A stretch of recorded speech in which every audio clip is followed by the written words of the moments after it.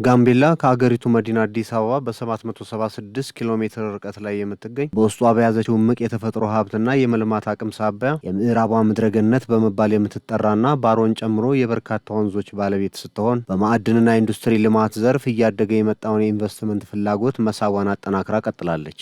የኢንዱስትሪና የማዕድን ዘርፎች እንደ ሀገር ተለይተው ትኩረት ከተሰጣቸው አምስቱ የኢኮኖሚ ማሻሻያ ምሰሶዎች የሚጠቀሱ መሆናቸውን ተከትሎም በሕዝብ ተወካዮች ምክር ቤት የኢንዱስትሪና ማዕድን ጉዳዮች ቋሚ ኮሚቴ ሰሞኑን በጋምቤላ ክልል ተገኝቶ በማዕድን ዘርፍ በተለይም በወርቅ ቁፋሮ የተሰማሩ ልዩ አነስተኛና ከፍተኛ ወርቅ አምራች ካምፓኒዎችን የስራ እንቅስቃሴ ተመልክተዋል። የመስክ ምልከታው ቡድን መሪ የተከበሩ አቶ ፍቃዱ ሞሲሳ በወርቅ ማዕድን ቁፋሮ የተጎዳውን አካባቢ መልሶ ከመገንባት ህገወጥ የወርቅ ንግድን ከመከላከልና ከማህበረሰብ አገልግሎት አኳያ ትኩረት የሚሹ ያሏቸውን ጉዳዮች ጠቁመዋል። በማዕድን ዘርፍ እንደ ትኩረት ያስቀመጥናቸው ናቹራሊ ለኮንትሮባንድ የተጋለጠ ነው።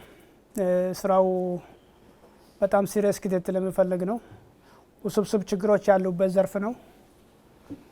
ከዚህ አንጻር ህገወጥነትን ለመከላከል ቅንጅት ያስፈልጋል። እዚህ ላይ መለከታቸው ባለድርሻ አካላት ከፕሬዝዳንት ጽህፈት ቤት ጀምሮ እስከ ቀበሌ ድረስ እስከ አምራቹ ባለሀብት ድረስ ቅንጅት ያስፈልጋልና በዚህ ደረጃ እንድንሰራ ነው።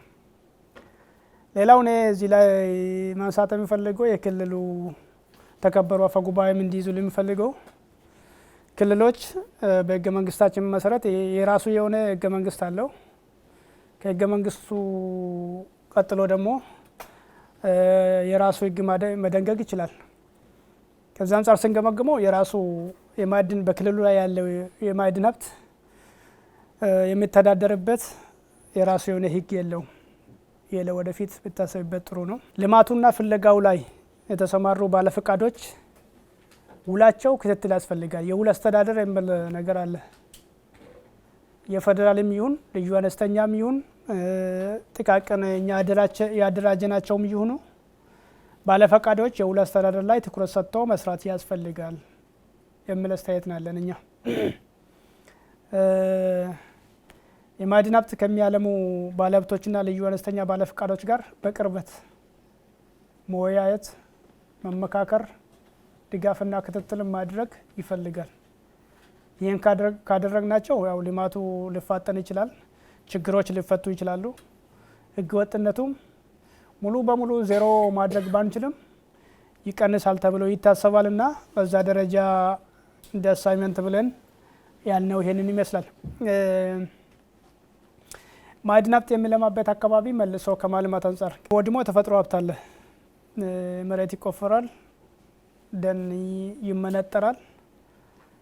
ለዚህ ብለን ደግሞ ማዕድናችንን አውጥተን እሱን ከተጠቀምን በኋላ ቦታውን መልሶ ማልማት ደግሞ የግድ ስለምል ለጀነሬሽንም አስበን መስራት ስለሚገባን ይሄ ጀነሬሽን ከአፈሩ ከአንደርግራውንድ ያለውን ተጠቅሞ ቀጣይነት እንዲኖረው ደግሞ በዛ ላይ መልሶ ማልማት ይፈልጋል። ይሄ ራሱ የቻለ ስትራቴጂ ቀርጾ መንቀሳቀስ ይፈልጋል።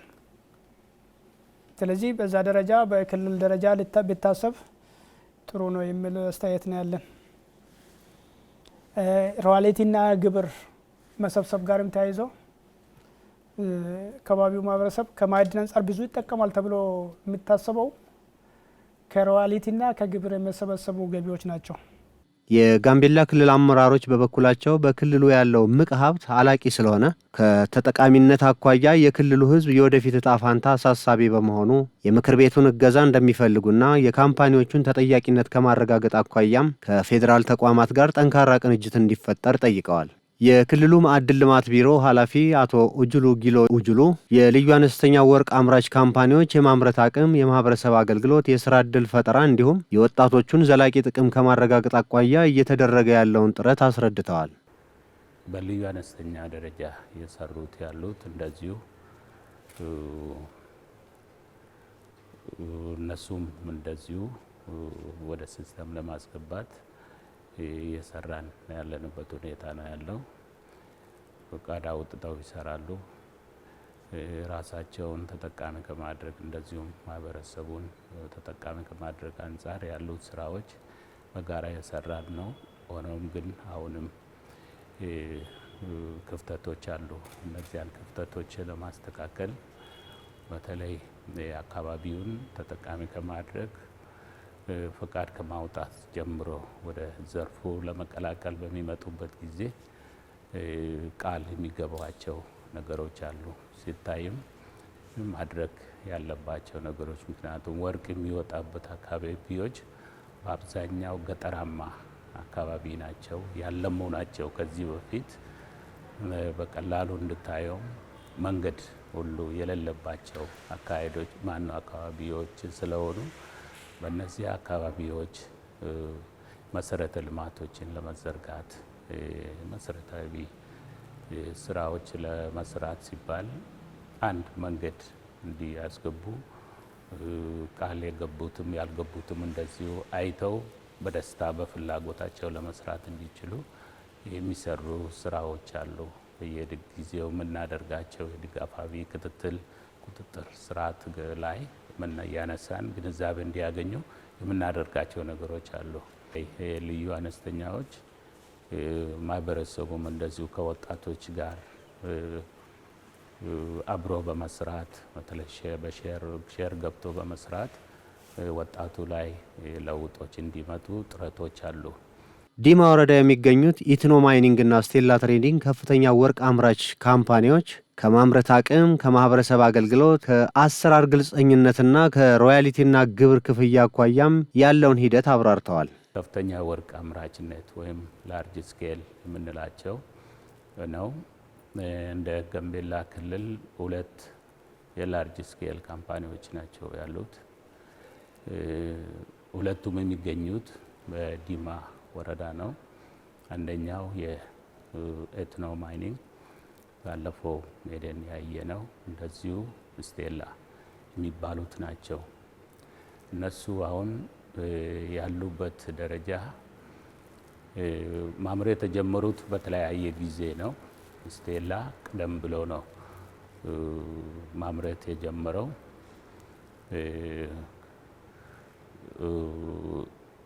ኤትኖ ማይኒንግ ደግሞ ገና ቅርብ ጊዜ ማለትም ከ1 ዓመት በላይ ሊሆን ይችላል። ያለፈው ዓመት ነው የተመረቀው። ያስገቡትም እንደዚሁ ወርቅ 50 ኪሎ ግራም ገብተናል ያሉትን ያ ደስታ ነው ሪፖርት መታየቱ። ቢሆንም ግን ሪፖርት አደራረጋቸው ላይ ክፍተት ያለው ሆኖ ስላየን እሱን እንዲያስተካክሉ ያደረግነው ነገር እሱን ካስተካከሉ እንዳነሱትም በየ2 ወር ነው መጥተው ምርቱን የሚወስዱት። ያ ምርት በ2 ወር ውስጥ ከወሰዱ ወዲያው እንደወሰዱ ባንክ ቢያስገቡ ሪፖርታቸው ይደርሳል። ሪፖርታቸው በየጊዜው የምናይ ከሆነ ጥሩ ይሆናል። እንደዚሁም አካባቢውን በማልማት እንደ አቅማቸው ከፍተኛ አምራች እንደመሆናቸው ብዙ ምርት ከአካባቢው የሚያገኙ የሚያወጡ እንደመሆናቸው መጠን አካባቢው ደግሞ ብዙ ነገር ይጎለዋል። እንደ ሆስፒታል አሁን ዲማ ያሉበት ወረዳ ዲማ ወረዳ በተለይ ህዝቡ በእርግጠኝነት የሆስፒታል እጥረት እንዳለበት ባገኘናቸው አጋጣሚዎች ሲያነሱ ነበር። ሆስፒታል የመሰለ ነገር ቢገነቡላቸው፣ ሌላም እንደዚሁ ንጹህ ውሃ እንዲያገኙ እዚህ ላይ ቢሰሩ የበለጠ ተጠቃሚ ማድረግ ስለሚችሉ እዛ ላይ ትኩረት አድርገው እንዲሰሩ አሁንም ጠይቃለሁ። ወደ ስቴላ ስንሄድ ስቴላ ቆይቷል። አጀማመሩ ፈቃዱ ያው እንደ ኤትኖ ማይኒንግ ከማዕድን ሚኒስቴር መሆኑ ይታወቃል። በላርጅ ስኬልስ ማለት ነው። ስራ ሲጀምሩ ግን አሁን በልዩ አነስተኛ ደረጃ ነው እያመረተ ያለው። ማስተካከል ነበረባቸው። ወደ ልዩ አነስተኛ ገብተው ለመስራት እንዲችሉ ህጋዊነቱ ለመጠበቅ ፈቃዱን ማስተካከል ነበረባቸው። ያ ግን እስካሁን ስላልተስተካከለ አሁን በቅርቡ በተለይ አሁን እናንተ መስክ ምልከታ በኋላ እንደዚሁ እኛ ከነሱ ጋር ተነጋግረን ይህን እንዲስተካከልበት ወይ ወደ መስመር እንዲመጡ የምናደርግበት ሁኔታ ይኖራል ብዬ አስባለሁ። እስካሁን ጥሩ ወይም ይህ ነው አበርክቷል ብዬ ማነሳው ነገር የለም እስካሁን። ምክንያቱም በተለይ ማህበረሰቡን በደንብ መጥቀም የሚገባውን ነገር ጥቅም ሰጥቷል ወይም አስገኝቷል አልልም። አሁን ግብር አከፋፈል ግብር የሚከፍሉት አሁን ወደ እንትኖች ናቸው። በተለይ እነዚህ የግብይት ፍቃድ ያወጡት እነሱ ናቸው። አመታዊ ግብር በመክፈል ገቢን እንዲዳበር የሚያደርጉት።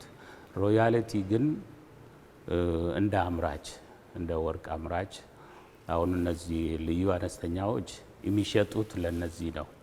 ባንክ መሄድ አይችሉም፣ አቅም የላቸውም። አጋጣሚ ሆኖ ከሚጠበቀው በላይ ምክንያቱም የተወሰነ ከ50 በታች ከ50 ግራም በታች ወርቅ ይዞ ባንክ ቢያስገባ የሆነ ማበረታቻ ስለማያገኙ ያም አቅማቸውን እስከ 50 ድረስ ማቆየት ስለማይችሉ ማምረትም ስለማይችሉ ሄደው ለግብይት ማዕከል ወይም በየግብይት ማዕከል ያሉት ገዢዎችን ባለፈቃዶች ጋር ሄደው ያስረክባሉ። እነዚህ ግብይት ማዕከል ያሉት ደግሞ ለሌሎች ተቀባዮች ያስረክባሉ። ስለዚህ የነዚህ ግብራውን የሚገኘው ከነዚህ ነው። ከግብይት ማዕከል ወይም የግዢ ፍቃድ ካላቸው ሰዎች መንግስት ግብር ይሰበስባል። አመታዊ ግብር ነው የሚሰጡት እነሱ። ሮያልቲ ግን ልዩ አነስተኛ የሚያመርቱት ሄደው ቀጥታ ባንክ የሚያስገቡት ሰዎች ከነሱ ሮያልቲ ይሰበሰባል። እንደዚሁም ላርጅ ስኬሎች ደግሞ ሄደው ባንክ ስለሆነ የሚያስገቡት ሮያልቲ ከነሱ ይመጣል። ከላርጅ ስኬል የሚገኘው ሮያልቲ በማዕድን ሚኒስቴር አማካኝነት ነው ሪፖርት ተደርጎ ለእኛም ለክልሉ ገቢዎች ቢሮም ሪፖርት የምንሰማው። የክልሉን ንግድና ኢንዱስትሪ ቢሮ ምክትል ኃላፊ ወይዘሮ አኩዋችዋች አጎዋ በበኩላቸው የመስክ ምልከታውን ጠቀሜታ ከልዩ አነስተኛ ሚሆን ከከፍተኛ ወርቅ አምራች ካምፓኒዎች መገኘት የሚገባውን ጥቅም እንዲገኝ በማድረግ ረገድ ክፍተቶች እንዳሉና ከክልሉ አመራር የሚጠበቀውን የክትትልና ቅንጅታዊ አሰራር ጠቁመዋል። ያው እንደ ክልል የተደረገው የመስክ ምልከታ እጅግ በጣምና እንደኔ ደግሞ እስከዛሬ ያልተገባበት ስራዎች ነው እና ያየነው። በተለይ አሁን የማዕድን ዘርፍ የአገር እድገት ዘርፍ እስከሆነ ድረስ እንደ ክልል ትኩረት ተሰጥቶበት መስራት ያለበት ጉዳይ ነው። ለምን አሁን በየቦታው ስንዞር የተነሱ ችግሮች ወደ ሌላ አካል ምንወራወረው አይደለም፣ ወደ ራሳችን። ለምን ማንኛው ባለሀብት ሲመጣ እኛን ተቀበለ ነው ፍቃድ እኛ ነን የምንሰጠው። ስለዚህ በሰጠነው መሰረት ደግሞ ቆጥሮ ለእኛን መስጠት አለበት። ስለዚህ ክትትሉም እኛ ጋር ነው መሆን አለበት እንጂ ወደ ሌላ አካል መወርወር አንችልም። ለምን ባለሀብቱ በትክክል አመርቶ ወደ ብሔራዊ ባንክ እንዲያስገባ የአመራሩ ክትትል ነው የሚያስፈልገው። ከማህበረሰቡ ጋር አንድ ላይ ሆኖ ሲሰራ ነው የስራ ምቹ ሁኔታ ሲፈጥርለት ነው ጥሩ ነገር ለማህበረሰቡ መስራት ያለበት። ለምን አሁን እንደ ክልል ያሉት ባለሀብቶች ጥሩ ነገር እንዲሰሩ ከአመራሩም ነው የሚጠበቅ ያለበት እንጂ ባለሀብቱ በራሱ ተነስቶ ይሄ ነገር ይሰራል ማለት አይችልም። ለምን አመራሩ ነው የኔ ማህበረሰብ ዘንድ የጎደለው ነገር ምንድን ነው? ባለሀብቱ ጠይቆ ና ይሄ ነገር ጉድለት አለው እዚህ አካባቢ ስራ፣ መንገድ ከሆነ መንገድ፣ የውሃ ችግር ከሆነ ውሃ፣ መብራት ካለ ደግሞ ካለው መብራት ኃይል ጋር ወይ ካለው የሚመለከተው አካል ጋር በመነጋገር ወደዛ ቦታ እንዲገባ የሚያደርግ የሱ ነው። ሌሎችም እስከ መኪና መግዛት እኮ ይችላሉ ለአንድ ቀበሌ ባላቸው አቅም ማለት። ነገር ግን ችግሮች አሉ ይወራል። ደራሴ ግን ችግሩ ከኛ ነው ከሌላ አካል አይደለም። አሁን ወደ ሮያልቲ ስንመጣ በትክክል ወርቁ እንዲያስገባና በትክክል ደግሞ ያለው ገቢ ለዛው ወረዳም ለክልልም ገቢ እንዲያደርግ የኛ ስራ ነው የሚፈልገው። ስለዚህ የተነሱ ችግሮች በሙሉ የኛ ነው ብለን ወስደን ቀጣይ ምንድነው መስራት አለብን እንደ አመራር ተቀምጠን ቅድሚያ መስጠት ያለብን ጉዳዮች ሰጥተነው ክልሉ ደግሞ ወደ ተፈለገበት ደረጃ ለማድረስ የኛ ቁርጠኝነት፣ የኛ አስተዋጽኦ፣ የኛ ትብብር፣ የኛ ቅንጅት ይጠይቃል። የክልሉ ኢንቨስትመንት ቢሮ ኃላፊ ዶክተር ሎ ኦፖብ በበኩላቸው በማዕድን ዘርፍ በባለሀብቶቹ በኩል የሚታየውን ችግር ለመፍታት የፌዴራልና የክልል አመራሮች በአንድ ቋንቋ መናገር እንዳለባቸው ገልጸዋል። ማዕድናት ጋር ተያይዞ ችግሮቻቸው ውስብስብ ነው።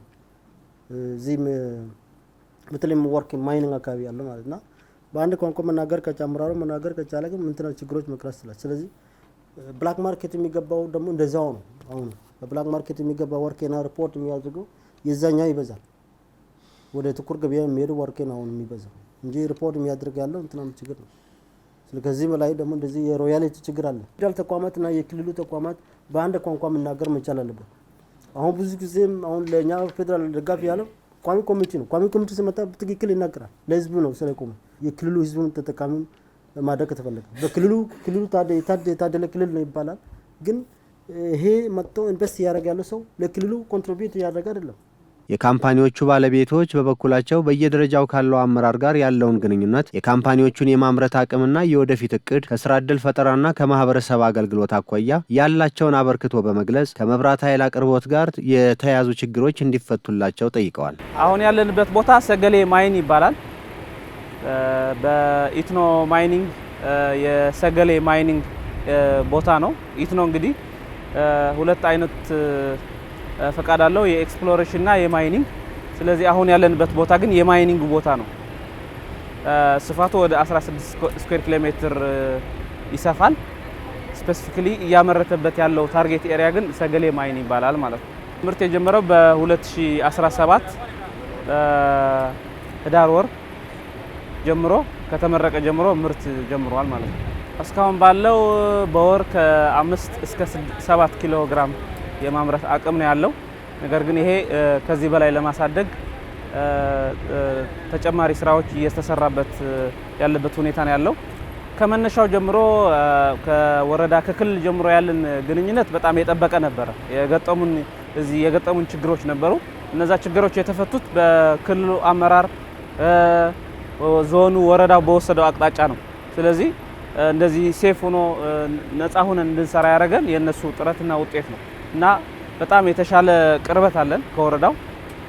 ይሄ ድርጅት እዚህ በመሆኑ ብዙ ጥቅም አለው ለማህበረሰቡ። አንደኛ ከስራ ዕድል መፍጠር ነው ዋናው። ምክንያቱ የምንቀጥራቸው ልጆች የማይኒንግ ልምድ የላቸውም። ነገር ግን እነዚህ ልጆች በቅተው ልምዱ ኑሯቸው የተሻሉ ሰዎች እንዲሆኑ ስልጠና እየሰጠ ያበቃቸዋል። አብቅቶ እነዚህ ልጆች ለሀገርም ይጠቅማሉ። ኢቨን ከሀገር ውጭም እንግዲህ እኛ የተወሰኑ የውጭ ዜጎች አሉ። እነዚህ ልምዳቸው ነው ሼር እያደረጉን ያሉት። ልክ እንደነሱ የኛ ልጆችም ወደ ሌላ ሀገርም ሂደው የሚሰሩበት አጋጣሚ እድል ይፈጥራል ማለት ነው። ስለዚህ ብቁ ባለሙያዎች እንዲወጡ ከዚህ ማህበረሰብ ከአካባቢው እየተሰራ ነው ያለው። ሌላው በኢንቨስትመንት ደረጃ ካየነው ኢትኖ ማይኒንግ እዚህ ቦታ ማይን መጀመሩ ሌሎች ድርጅቶችም መጥተው ይሄ ማረጋገጫ ነው አንዱ ማለት ነው። ስለዚህ ይሄ ድርጅት እዚህ ያመረተ ነው፣ እኛም እንሰራለን እናመርታለን ብለው ሌሎች ድርጅቶች ስራ ዕድል እንዲፈጥሩ እንዲሰሩ ኢንቨስት እንዲያደርጉ ያለውን ሪሶርስ አካባቢው ክልሉም እንደ ሀገርም የምንጠቀምበት አጋጣሚ እድል ይፈጥራል ማለት ነው። ስለዚህ መልሶ ማልማት ሳይደረግበት የሚሄዱ የፕሌሰርም የሌሎችም ስራዎች አሉ የሚሰሩ እዚህና ያን በአግባቡ ክትትል ቢደረግ ተጨማሪ ስራ ለአካባቢ ማህበረሰብ እንደ መንገድ ቅድም እንዳልኩት እንደ መንገድም ሌሎችም ቢሆን ኢንቨስት ያደረጉ ያመረቱ ሰዎች አብረውን አንድ ላይ ተደርጎ የሚሰራበት እድል ቢፈጠር ጥሩ ነው እላለሁ። ሌላው ከኤሌክትሪክ እየተዘረጋ ነው እና ኤሌክትሪክ ላይንም ቢዘረጋ፣ ምክንያቱ ድርጅቱ የነዳጅ ፍጆታ ከፍተኛ ነው እንደ ቅድም እንዳየ ነው። ስለዚህ ይሄን ሚኒማይዝ ለማድረግ የኤሌክትሪክ ላይኑም መንግስት ድርጅቱን ፎከስ ያደረገ ላይን ቢዘረጋ የሚል እንትን ያለው። ከመብራት አቅርቦት ጋር ተያይዞ በካምፓኒዎቹ የተነሳውን ቅሬታ ለመፍታት በቅርበት እየሰሩ መሆኑን የክልሉ ኤሌክትሪክ አገልግሎት ዳይሬክተሩ አቶ ዘላለም ብርሃኑም ተናግረዋል። የማዕድን ማውጫ ኤሪያዎች ላይም ሰስቴናብል የሆነ ኤሌክትሪክ በማቅረብ ተደራሽ እየሆነ ነው። የሻሞንም አይታችሁታል። በአጭር ጊዜ እንፈታላችኋለን። ከኢትኖ ማይኒንግ ጋርም ኮኔክሽን ፈጥረናል። በቅርቡ 1.5 ሜጋዋት አካባቢ ኃይል አቅርቦት ጠይቀዋል። በአጭር ጊዜ ዴሊቨር እናደርግላችኋለን የሚል ሀሳብ አለ። የመሰረተ ልማት፣ የኃይል አቅርቦት፣ ህገወጥ የወርቅ ንግድና ቅንጅታዊ አሰራር በዘርፉ የሚስተዋሉ ተግዳሮቶች በመሆናቸው እነዚህን ችግሮች በመፍታት ዘርፉ በአገራዊ የኢኮኖሚ እድገት አማራጭ ውስጥ ያለውን አስተዋጽኦ ለማሳደግ እንዲቻል በየደረጃው ያለው አመራር፣ ባለሀብቱና ባለድርሻ አካላት ተቀራርበው ሊሰሩ ይገባል የሚለው የዕለቱ መልእክታችን ነው። ሰላም።